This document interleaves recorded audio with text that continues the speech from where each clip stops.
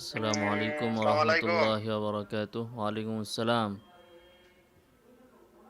কেমন আছেন আপনি? ভালো আছেন নি?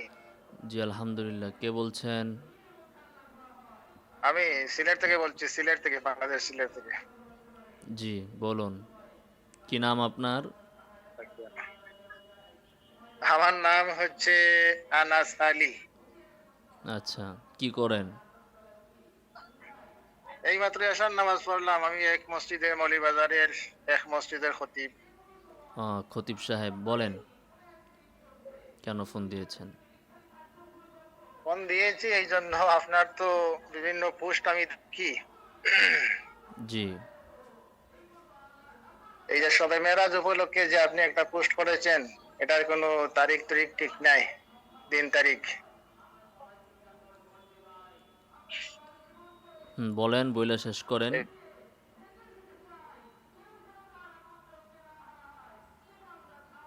বলে শেষ করেন, কি প্রশ্ন কি? এই যে আপনি একটা পোস্ট করেছেন জি শবে মেরাজ উপলক্ষে, জি, কি পোস্ট একটা পোস্ট করেছি? করেছেন যে এটা বেদাত, জি, আর কি বেদাত? একটা বলেছেন কি বেদাত? শবে মেরাজ উদযাপন করা। জি, আর একটা পোস্ট দেখেছি, এটার কোনো দিন তারিখ নির্ধারিত নাই। কি বলেছি আমি? দিন তারিখ? দিন তারিখ নির্ধারিত নাই বলতে কি?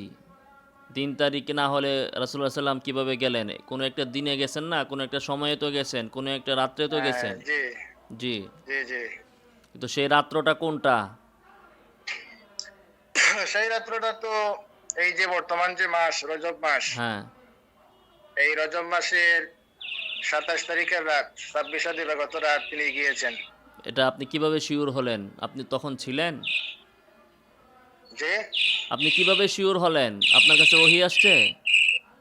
যে না, ওহী নাই, আমি জানলাম কিভাবে? এটা কোরআনে হাদিসে কোরআনে বা কোরআনের যেভাবে কোন আমরা দেখে আয়াতে আসছি আছে অতীতে। যে রজব মাসের ২৭ তারিখে রাসূলের মেয়ারাজ হয়েছে? কোরআনের কোন আয়াতে আছে? যে মেরাজ তো অস্বীকার করতে তো পারবেন না, কিন্তু মেরাজকে 27 অস্বীকার কে তারিখে করছে? এজমা হয়ে গেছে, এজমা। মেরাজকে এজমা কেন? নাউজুবিল্লাহ। মেরাজের ব্যাপারে এজমা লাগবে? সরাসরি রাসূলের হাদিস আছে, আপনি বলেন এজমা। এখন দিন তারিখ কোরআনের কোন আয়াতে আছে দিন তারিখ? দিন তারিখ এই মাসে তো হয়েছে, আপনি এই কোথায় মাসটা তো এটা? এটাই অস্বীকার তো করতে বললেন পারবেন আপনি, না। এটা কোরআনে আছে, হাদিসে আছে। তো কোরআনের কোন আয়াতের ভিতরে আছে যে এই মাসের ২৭ তারিখে, রজব মাসের ২৭ তারিখে কোথায় আছে? বা হাদিসের কোন হাদিসের ভিতরে আছে বলেন? আচ্ছা, আমি আপনাকে বলি, বলেন। শুক্রবার সাপ্তাহিক যে শুক্রবার, জি। শুনছেন তো আপনি? আপনি অন্য প্রসঙ্গে যায়েন না ভাই। এই প্রসঙ্গে কথা বলেন।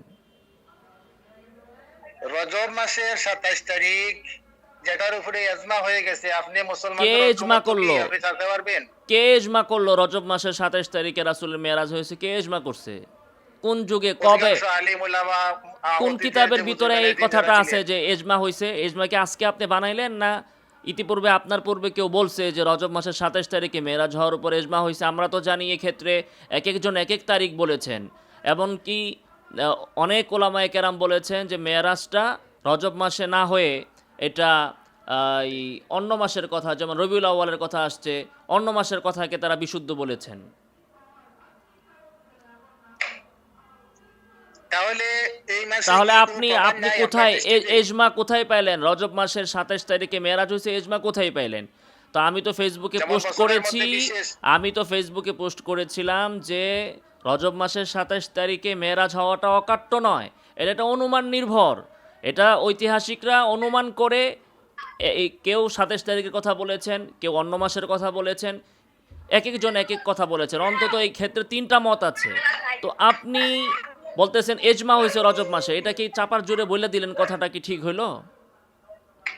না না, এটা নাই। চাপার জোরে আমি যে বইলা এখন দিলেন রজব মাসে এজমা হয়েছে, তো মেরাজ কবে হয়েছে এইটাই আপনি জানেন না। ফোন দিয়েছেন আমার সাথে তর্ক করার জন্য।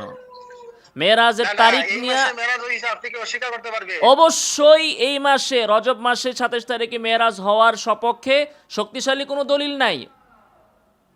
আচ্ছা, আমি আপনি কি আপনাকে দলিল আপনি কি দলিল অবশ্যই দিব। দিতে পারবেন আমি নাকি যে এই মাসে মেরাজ হইছে? অকাট্য দলিল দিতে আমি পারবেন? আপনাকে সবগুলা দলিল দিয়ে আমি আবার আপনাকে ফোন দিচ্ছি। আমি দলিলগুলো রেডি করে আপনাকে আমি ফোন দিচ্ছি। দলিল আর ফোন দেওয়ার দরকার নাই আপনার, ঠিক আছে? এবার আপনার দলিল আপনি পড়েন, আমি আপনাকে বইলা দিতেছি। এবার শুনেন আপনি আমার কথা। রাসূল সাল্লাল্লাহু আলাইহি ওয়াসাল্লামের মেরাজ অকাট্য। কিন্তু মেয়ারাজ কবে হয়েছে এই বিষয়ে অকাট্য কোনো দলিল নাই। দলিল নাই কেন? যেহেতু সাহাবায়ে কেরাম এই দিবস পালন করেন নাই। যদি সাহাবারা আপনার মতো প্রতি বছর রজব মাসের 27 তারিখে মেরাজ পালন করতেন, তাহলে এটা হাদিসের কিতাবে থাকতো, এটা নিয়ে কোনো দ্বন্দ্ব থাকতো না। যেমন শাওয়াল মাসের 1 তারিখে ঈদ উল ফিতর করেন, তারপরে ঈদ উল আজহা করেন এই জিলহজ মাসের 10 তারিখে, এ বিষয়ে কোনো ইখতিলাফ আছে? ইখতিলাফ নেই। কথা শুনেন, আপনি সব কিতাব পড়া যেটা পাইবেন সেটা আমি এখন আপনাকে বলে দিতেছি 1 মিনিটের ভিতরে। তো এই যে ইখতিলাফ হওয়ার থেকেই বোঝা যায় যে সাহাবায়ে কেরাম মেরাজ উদযাপন করেন নাই। উদযাপন করলে তো তার একটা তারিখে করতেন, তারিখটা নির্ধারিত থাকতো, যেমন আপনারা করেন। এখন আমি বলতেছি, আপনি শুনবেন, আপনি শুনবেন। এখন হচ্ছে বিষয় যে এটা কোনো নির্ধারিত কোন তারিখে হয়েছে এই বিষয়টা ইখতিলাফপূর্ণ। এই ক্ষেত্রে অন্তত তিনটা অভিমত আছে। তো আপনি রজব মাসের 27 তারিখে যে করলেন, এটা তো একটা সম্ভাব্য তারিখ। বাকি দুইটার ভিতরে করেন না কেন? রবিউল আউয়াল মাসে করেন না কেন? বা অন্য আরো যে তারিখগুলো আছে সেখানে করেন না কেন আপনি? এটাকে কিভাবে প্রাধান্য দিলেন? শুনেন, আপনি কি এই হাদিস পেয়েছেন বছরে 5টা রাত্রে দোয়া কবুল হয়, এর মধ্যে মেরাজ শরীফের রাত একটা? কোন হাদিসে, কোন কিতাবের হাদিসে বলেন? ইন্নাদ দুআ উস্তাজাবু ফি খামসিল লায়াল আউয়ালু আবার বলেন, আবার বলেন তো, আবার বলেন, এটা পেয়েছেন? আবার বলেন তো।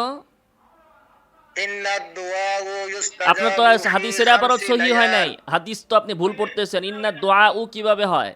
এটা তো যারা না হাবিমির পরে তারাও জানে। ইন্না দোয়া আ হবে, ইন্না এটা হরফে মুশাব্বাহ বিল ফেল। তা আপনি মুস্তাজাব, ওইটা তো ভুল বলতেছেন। ইন্না দোয়া মুস্তাজাবুন। যাই হোক, আরবি আবার ওটা ঠিক মতো পড়েন নাই। এটা কোন কিতাবের হাদিস? কোন কিতাবের হাদিস এটা? এটা বছরে 5টা রাত্রে দোয়া কবুল হয়। এই হাদিসটা কি হাদিস মানে তো কথা, এটা কি নবীর কথা না আপনার কথা? এটা তো রাসূলুল্লাহর বাণী। রাসূলুল্লাহর বাণী। এটা রাসূল থেকে কে শুনছে? আপনি শুনছেন সরাসরি? আপনি কি রাসূলুল্লাহর এই হাদিস কি আপনি সরাসরি শুনছেন? রাসূল থেকে না কে শুনছে? নাম বলেন না সাহাবীর। না, আমি এটা হলো নাসাই শরীফের হাদিস। নাসাই শরীফের কত নং হাদিস বলেন, নাম্বার বলেন, আমি এখন বের করতেছি।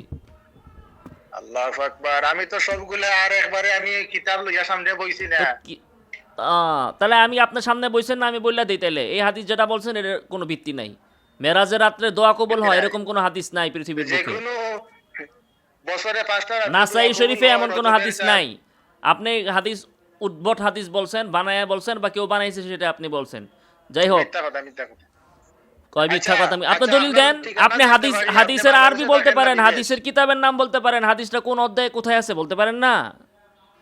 আপনি নেট থেকে নামান, নাসাই শরীফ নামান। আমি তো কিতাব সামনে নিয়ে তো আমি কিতাব আপনার সামনে সাথে নেন, বলছি না এখন। কিতাব আমি তো সামনে। দাঁড়াইয়া আরে কথা এখন বলতেছি। এখন কিতাব সামনে নিতে হয়। আপনি মোবাইল নেন, মোবাইল নিয়ে আপনি নাসাই শরীফ ডাউনলোড করেন, করে ওখান থেকে খুঁজে বের করে আমারে দেখান। ভাই, আমি তো আপনার লাগানি ওভাবে আমার অত তো ভালো অত মোবাইল নাই। নাই, তাও আবার অত ফোন দেন কেন আপনি? তাহলে এত ফোন দিলেন কেন এত সাহস নিয়া?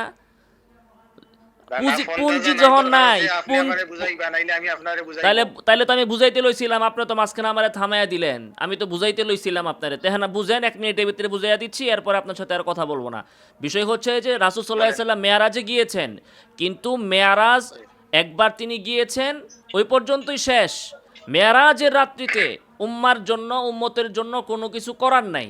রাসূল সাল্লাল্লাহু আলাইহি সাল্লামও তার পরবর্তী জীবনে কখনো মেয়ারাজের রাত্রে সাহাবায়ে কেরামকে নিয়ে বলেন নাই যে আজকে মেয়ারাজের রাত্র, আসো আমরা 2 রাকাত নামাজ পড়ি, কোরআন তেলাওয়াত করে এটা করি সেটা করি।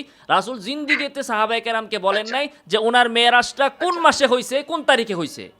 পরবর্তীতে কোনোদিন তিনি সাহাবায়ে কেরামকে বলেন নাই যে আমার মেয়ারাজটা এই অমুক মাসের অমুক তারিখে হইছে, আসো আজকে আমরা মেয়ারাজ দিবস উদযাপন করি।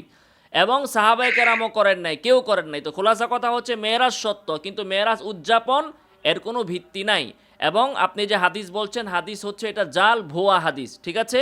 আর মেরাজ কবে হয়েছিল এটা ঐতিহাসিকরা তারা অনুমান করে বা বিভিন্ন করিনা ইত্যাদি দেখে এক একজন এক এক তারিখ, এক এক মাস এর কথা বলেছেন। বছরের কথা এক এক বর্ণনা আছে, যেটা অমুক বছরে হয়েছে, এটা অমুক তারিখে হয়েছে, এটা অমুক মাসে হয়েছে, বিভিন্ন বর্ণনা আছে। এই ইখতিলাফ থেকে বোঝা যায় যে মেরাজটা কবে হয়েছে, এটার ভিতরে ইখতিলাফ। এ থেকেই বোঝা যায় যে এটা কেউ পালন করে নাই। পালন করলে ইখতিলাফ থাকতো না।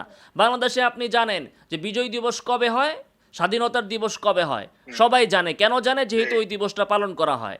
যদি ইখতিলাফ থাকতো, যে কেউ বলতো বিজয় দিবস এইটা, কেউ বলতো ওইটা, কেউ বলতো ওইটা, তাহলে বোঝা যেত যে বিজয় দিবসটা শুরু থেকে পালন করে আসা হয় নাই, পরবর্তীতে হঠাৎ এটা পালন করা শুরু হয়েছে। আশা করি আপনি বুঝতে পেরেছেন। খতিব সাহেব আরও রিসার্চ করবেন, সহি জ্ঞান অর্জন করবেন, জাল হাদিস না সহি হাদিস সেটা বুঝে তারপরে মানুষকে বুঝাবেন, না হলে নিজেও ধ্বংস, উম্মতকেও গুমরা করবেন। আল্লাহ তাআলা হেদায়েত দান করুন, আমিন। ভালো থাকে।